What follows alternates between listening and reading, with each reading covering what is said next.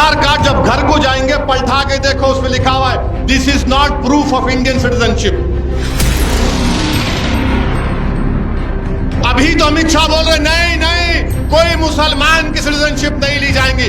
तो मोदी को अमित शाह को खड़े होकर बोलना चाहिए कि कभी भी एनपीआर एनआरसी नहीं होगा देश में। बोलो, भारत की पार्लियामेंट में किसी ने उस कानून को फाड़ा तो हैदराबाद की आवाम ने उस कानून को फाड़ा था।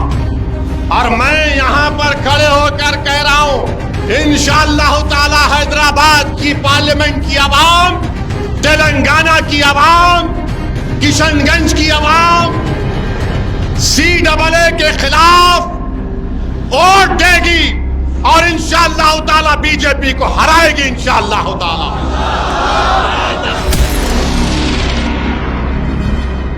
अब 6 बजे से शुरू हो जाएंगे। भड़काऊ भाषण दिया असदुद्दीन, चुनाव सामने रख के दिया, बराबर चुनाव सामने रख के बोल रहा हूं मैं। तुम चुनाव को सामने रख के, इलेक्शन को सामने रख के 4 साल से कानून नहीं बनाए, अब बनाए आप। एक बयान आया, हुकूमत ने एक फैसला लिया और फैसला ये लिया कि वो CAA कानून के रूल्स बना दिए। मैं पहले भी कहा और आज भी कह रहा हूं कि CAA कानून को आप सिर्फ CAA के तौर पर नहीं देख सकते। CAA के कानून को आपको NPR और NRC से जोड़कर देखना पड़ेगा। अब ये बीजेपी और संघ परिवार के लोग बोलेंगे तुम क्या नहीं चाहते पाकिस्तान, अफगानिस्तान, बांग्लादेश के हिंदू, सिख, ईसाई, ये बौद्ध मजहब के लोग भारत को आ जाएं, ये उनको शहरियत ना मिले? मैं कभी खिलाफ नहीं था। अरे जब हमने 2 नेशन थ्योरी को रिजेक्ट किया, मुस्तरद किया,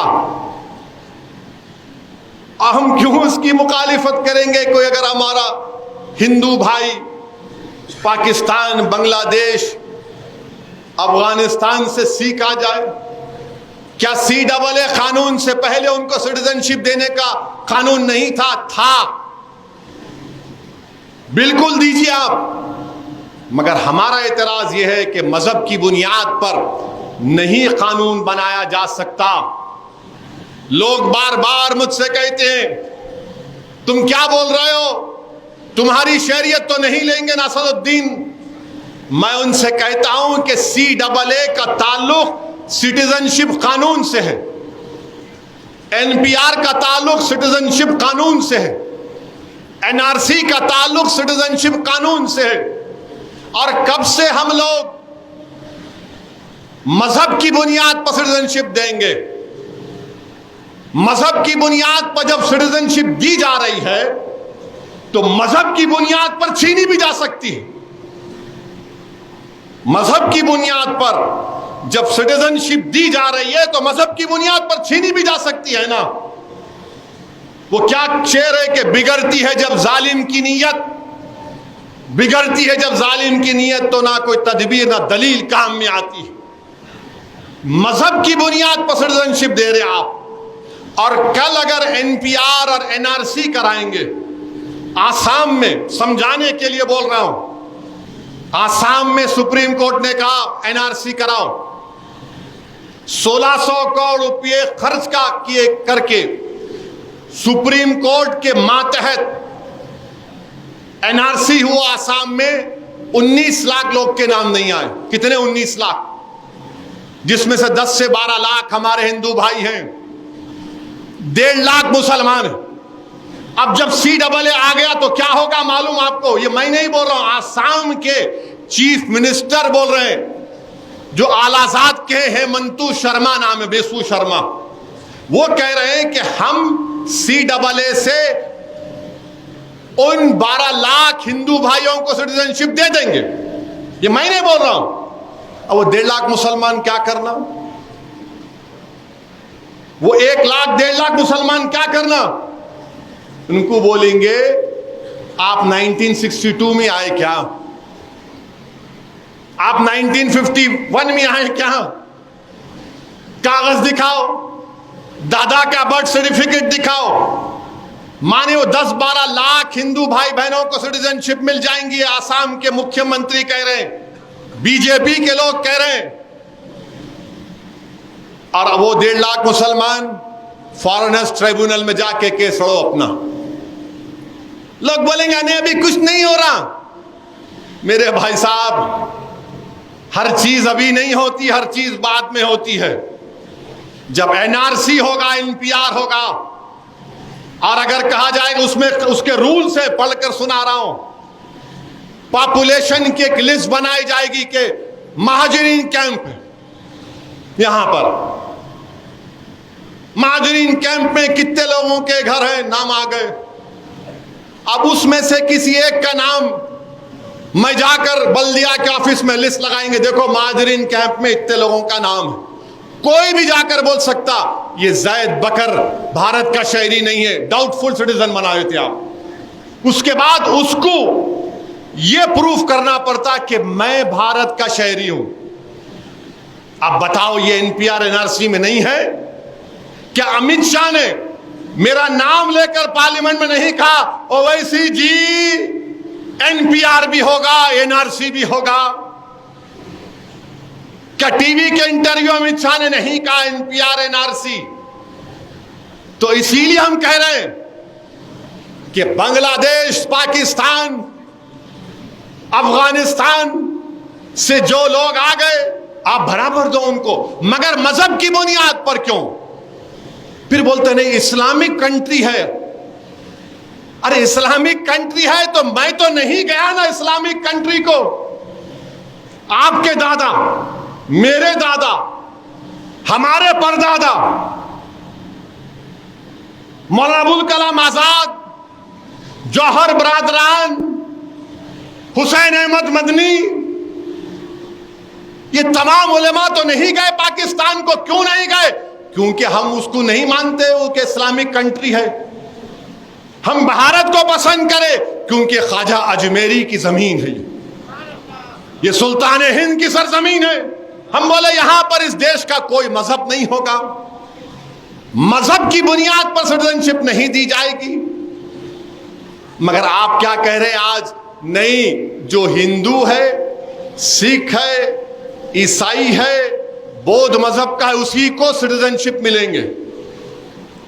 मेरे भाई, ये इनकी साजिश है कि हमको हमारे मुल्क में परेशान करके रख दिया जाए। और आपको मालूम 1959 तक कानून नहीं था बर्थ सर्टिफिकेट का। अगर मैं पूछूं कि तुम्हारे दादा और अब्बा की पैदाइश कब हुई, तो बोलेगा होंगी 59-60 में, जब कानून नहीं था। पासपोर्ट कितने लोगों के पास है? अगर मैं यहां बोलूं हाथ उठाओ, कितने लोगों के पास पासपोर्ट है?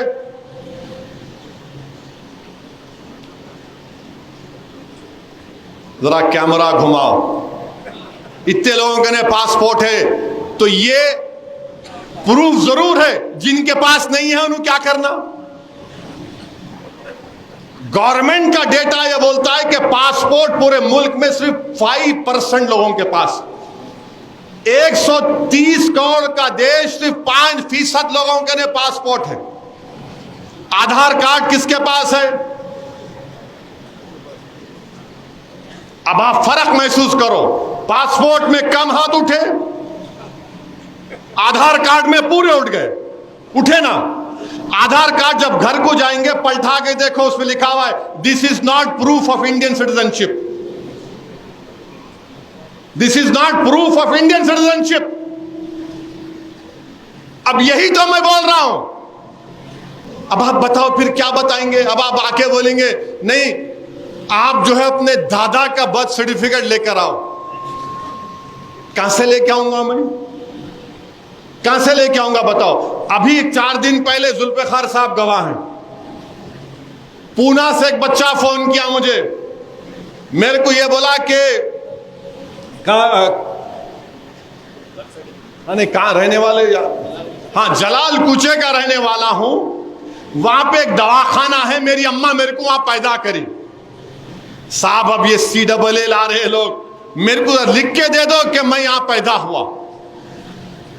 अब आप बताओ क्या तमाशा होने वाला है, ये क्या करने जा रहे हैं। अभी तो अमित शाह बोल रहे नहीं नहीं कोई मुसलमान की सिटीजनशिप नहीं ली जाएंगी, तो मोदी को अमित शाह को खड़े होकर बोलना चाहिए कि कभी भी NPR NRC नहीं होगा देश में। बोलो बोलो NPR NRC नहीं होगा। नहीं बोलेंगे, नहीं बोलेंगे। क्यों? क्योंकि इनके दिलों में यह प्लान है, NPR NRC कराना चाहते हैं, परेशान करना चाहते हैं। अच्छा, अभी एक सवाल जवाब के तौर पर गवर्नमेंट ने जारी किया, और क्या लिख रहे हो उसमें मालूम आपको कि ये 3 मुल्क बांग्लादेश, पाकिस्तान, अफगानिस्तान में वहां की अक़लियतों को जुल्म होता है। अंग्रेजी का लफ्ज़ परसिक्यूशन इस्तेमाल हुआ। तो परसिक्यूशन अगर हुआ, ये दीन इस्लाम के खिलाफ है, और हम इस्लाम का नाम खराब नहीं होने के लिए हम ये कानून मारे। ओहो अब्बा, इतनी मोहब्बत हो गई आपको, एक मुसलमान को टिकट नहीं देते, और आप बोल रहे इस्लाम का नाम। बिल्किस बानो से इंसाफ नहीं किए, और इस्लाम, बुलडोजर से घर तोड़ दिए, और इस्लाम, बच्चों को गोलियां मार दिए, इस्लाम। मेरे भाई, ये है हकीकत। इसीलिए मैंने पूरी भारत की पार्लियामेंट में मोदी के 300 एमपियों के सामने उसको काला कानून कहकर उस कानून को फाड़ दिया। तो इसी वजह से फाड़ा, और मैं यहां पर खड़े होकर कह रहा हूं, इंशाअल्लाह ताला हैदराबाद की पार्लियामेंट की आवाम, तेलंगाना की आवाम, किशनगंज की आवाम CAA के खिलाफ वोट देगी, और इंशाअल्लाह ताला बीजेपी को हराएगी इंशाअल्लाह ताला। तो जो CAA के खिलाफ है, जो NPR के खिलाफ है, जो NRC के खिलाफ है, जो भारत के आईन में कहा गया कि मजहब के नाम पे कानून नहीं बनाया जा सकता, हम जिन्होंने कानून बनाया उनके खिलाफ इंशाअल्लाह ताला अवाम उनके खिलाफ वोट देगी। क्या आप लोग तैयार हैं? अब लगाओ नारा, नारे तकबीर।